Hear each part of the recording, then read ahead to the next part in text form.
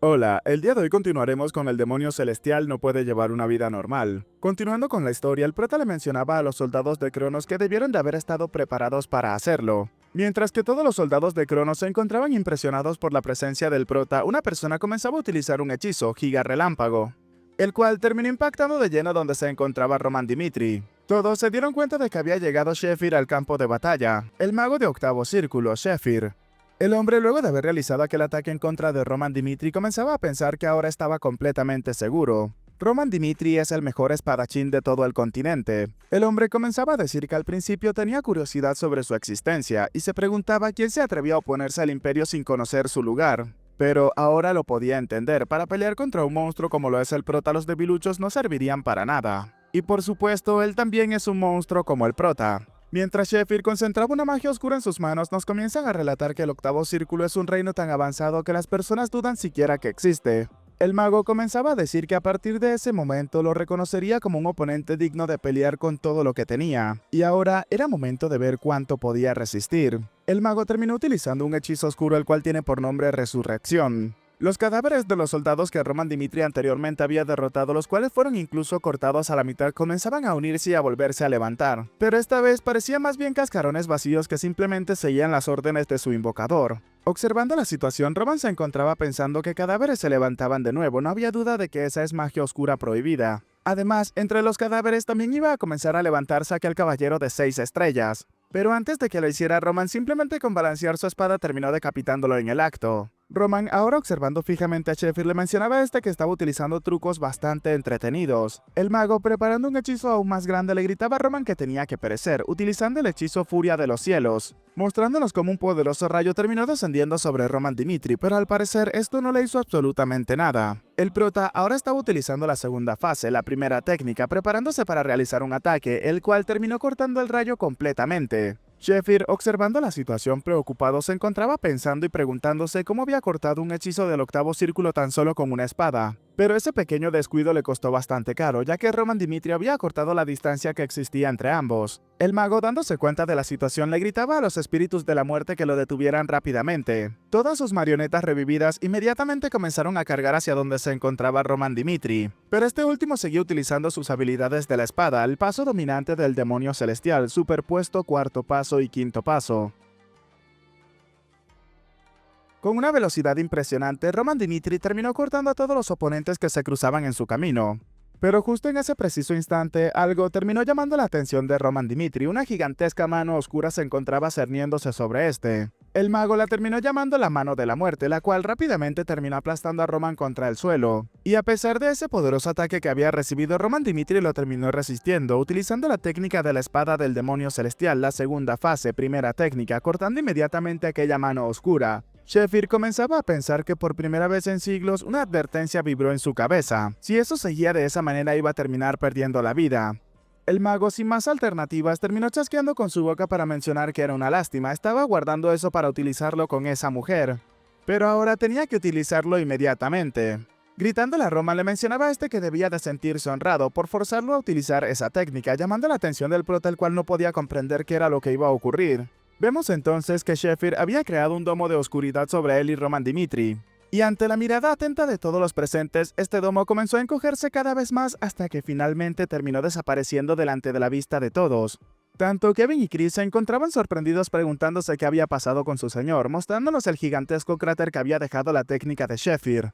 Todos se dieron cuenta en ese momento de que habían desaparecido. El comandante del Imperio de Cronos, dándose cuenta de la situación, inmediatamente comenzó a pensar que esa era su oportunidad, ya que Roman no se encontraba en el campo de batalla. El hombre comenzaba a gritar que Shefir había derrotado a Roman Dimitri, así que todas las unidades tenían que atacar inmediatamente. Mientras los soldados cargaban, el hombre les gritaba que tenían que matar a todos esos bastardos arrogantes de Dimitri. Por otro lado, los soldados de Dimitri comenzaban a preguntarse qué deberían de hacer sin el señor Roman, y siquiera podían resistir contra los soldados del Imperio de Cronos. Chris comenzaba a pensar que sin Roman en el campo de batalla las dudas estaban comenzando a surgir, y estas comenzaban a corroer los corazones de los soldados. Ahora tenía que dar un paso hacia el frente por su señor. Colocándose delante de todos sus compañeros, él se presentaba como un soldado de Dimitri, mencionando que su nombre es Chris de Dimitri, así que tenían que confiar en él y seguirlo. siendo el primero en avanzar directamente hacia los soldados del Imperio de Cronos. Y con su destreza en el aura y en la esgrima, el chico se preparaba para acabar con todos los soldados que se cruzaran en su camino, acabando con todos ellos en un instante. Los soldados de Dimitri, al ver la destreza de Chris, comenzaban a mencionar que ellos son los soldados de Dimitri y son invencibles, así que tenían que seguir al señor Chris de inmediato. Fue entonces que ambos ejércitos finalmente terminaron colisionando entre sí. El comandante de Cronos comenzaba a maldecirse pensando que esos idiotas eran realmente imprudentes. Este había comenzado a ordenar que desataran el poder de los magos, tenían que utilizar cualquier método necesario. Aunque lo que el hombre nunca esperó es que una luz se cerniera sobre ellos, la cual gritaba que se detuvieran justo en ese instante. La mujer que vimos aquella vez cuando habían atacado a Dimitri terminó descendiendo en un haz de luz mientras los llamaba codiciosas escorias arrogantes. La mujer, con una imponente presencia, comenzaba a decir que se los había advertido claramente, y aún así en su misión de conquistar todo el continente habían abrazado a la oscuridad que nunca debió de haber sido tocada.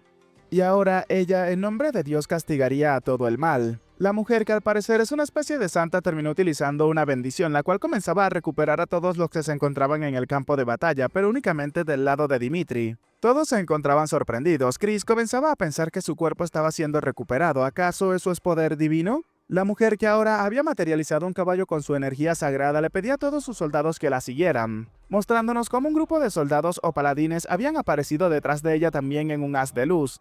Con su destreza en la esgrima, la mujer comenzaba a acabar con todos los soldados del Imperio de Cronos. El comandante comenzaba a darse cuenta de que ellos habían aparecido, y a ese ritmo serían aniquilados todos inmediatamente. Por lo que el hombre en esa situación le pidió a todas sus fuerzas que se retiraran rápidamente. Tenían que retirarse a la fortaleza y debían de prepararse para un asedio, pero justo en ese instante una flecha terminó clavándose en su pecho. Había sido un ataque fatal que terminó acabando con la vida del comandante en un instante. Y este ataque había sido realizado por nada más y nada menos que Flora Lawrence. El comandante, mientras la vida se le escapaba, comenzaba a pensar que su posición de defensa ya fue tomada. Mientras se maldecía y comenzaba a agonizar, el hombre en sus últimas palabras solamente pudo decir que fueron completamente derrotados. Por otro lado, el mago Félix se encontraba preparando una lluvia de fuego para acabar con todos los soldados del Imperio de Cronos que todavía seguían en el campo de batalla. Se nos relata que el ejército de Cronos, atrapado entre los magos del Fénix que mantenían el castillo al frente y la alianza de Dimitri cerrándolos por detrás, comenzaron a ser rodeados. Chris comenzaba a gritar que la batalla se había volteado a su favor, así que tenían que aniquilar a todos los enemigos restantes. Flora desde las murallas gritaba que el comandante enemigo había caído, así que tenían que atacar a los enemigos que fueron presionados. Nos comienzan a relatar nuevamente que la guerra que todos creían que sería una victoria para Cronos terminó con una absoluta derrota para el Imperio. Un rato después, todos los soldados de Dimitri se encontraban celebrando y festejando que habían ganado. Chris, por otro lado, delante de la mujer que había llegado para ayudarles, le agradeció a esta por lo que había hecho. Aún así, tenía una duda preguntándole a la mujer quién era. La mujer comenzó a mencionar que ella es de la única nación humana que se encuentra más allá de las cordilleras infinitas, Arcadia. Además, su nombre es Isabel, la reina de Luna. Cambiando de escena, ahora nos encontramos en un subespacio lleno de oscuridad y energía maligna. Allí todo se doblega a la voluntad de la persona que utilizó la habilidad. Incluso las sombras de la muerte son mucho más fuertes que los simples no muertos del mundo real. Entonces Sheffield se preguntaba por qué estaba pasando algo como eso, mientras terminaba recibiendo un ataque en su cuerpo y múltiples manchas negras comenzaban a caer en el suelo. Roman, dándose cuenta de la sangre del mago, comenzaba a mencionar que eso era bastante interesante. Sheffield, sosteniéndose la herida que había sufrido en el pecho, se encontraba preguntando qué rayos era esa aura que él utilizaba. ¿Cómo demonios podía ser eso siquiera posible? Ahora, Roman se encontraba utilizando el paso dominante del demonio celestial. El prota había utilizado la combinación del séptimo paso, mientras le mencionaba al mago que ahora había llegado su final. Y ese es un ataque que nadie en las llanuras centrales del Murin ha sido capaz de bloquear. Así, el prota le pidió al mago que bloqueara ese ataque si era que podía. Técnica de la espada del demonio celestial, segundo movimiento, última fase. El ataque que había realizado Roman Dimitri fue lo suficientemente fuerte para dejar un gran cráter en el suelo. Allí, el mago literalmente había sido despedazado y tan solo quedaba la parte superior de su cuerpo. Este había comenzado a pensar que había perdido contra un poder que ni siquiera es divino, preguntándose cómo era eso posible. Acercándose al mago, Roman le preguntaba si todavía se mantenía con vida. Y ahora también debe de descubrir por qué Cronos, a pesar de ya poseer el poder para conquistar todo el continente, todavía no ha revelado su verdadera forma. Mientras Roman se preparaba para tocar al mago, nos comienzan a hablar de la técnica demoníaca del demonio fantasma que llenó de miedo a todo el Murin. Es una técnica de doble filo en la que una vez que se entran en los pensamientos del otro, su propia conciencia puede atarse a la del objetivo, dejándolo como un caparazón vacío, por lo que incluso para Roman era bastante problemático utilizarla. El chico ahora comenzaba a pensar que tan solo eran 3 segundos, tenía que extraer toda la información que pudiese en ese tiempo. Mientras el prota se mezclaba con los recuerdos del mago, comenzaba a ver a personajes como Sven, Mystic, e incluso había otra persona al cual Roman al parecer conocía ya desde antes.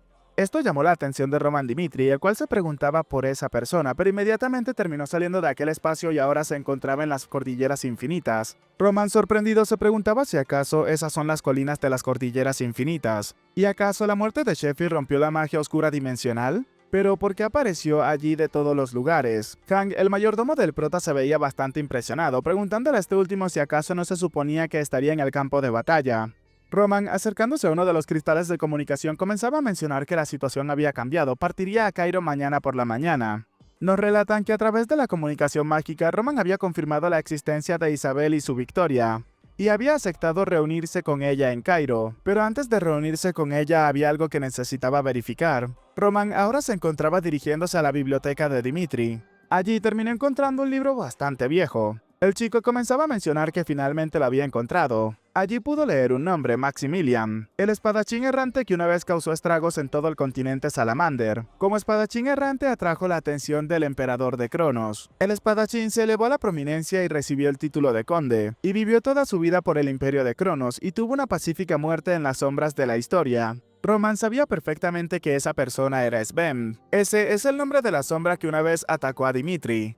Por otro lado estaba Mystic. Era una figura enigmática después de avanzar en la magia de manipulación de espacio, y luego de provocar una nueva ola por todo el continente se desvaneció sin dejar ningún tipo de rastros. Ahora está otro personaje, Ellington, un mago genio nacido como el hijo mayor de la familia Ellington. En el presente es conocido por varios nombres, Sherony, Sheffer y Sheffir. Roman pensaba que todavía no, ya que había un nombre más que debía de confirmar de los recuerdos de Sheffir, y este era Alexander el Grande, el fundador de Laura. Chicos, hasta aquí el capítulo de hoy. Discúlpenme por haberlo hecho demasiado corto. Acá les dejo la imagen de avance del próximo capítulo, pero ya saben que cuando son escenas de pelea constantes, los capítulos siempre suelen ser un poco más cortos de lo normal. Ahora recuerden, mi nombre es Peguito y sin nada más que decirles, espero gocen de un excelente día, tarde, noche, de una muy buena salud, que quieran y cuiden mucho a sus familiares y nos vemos en el próximo video. Chao, chao.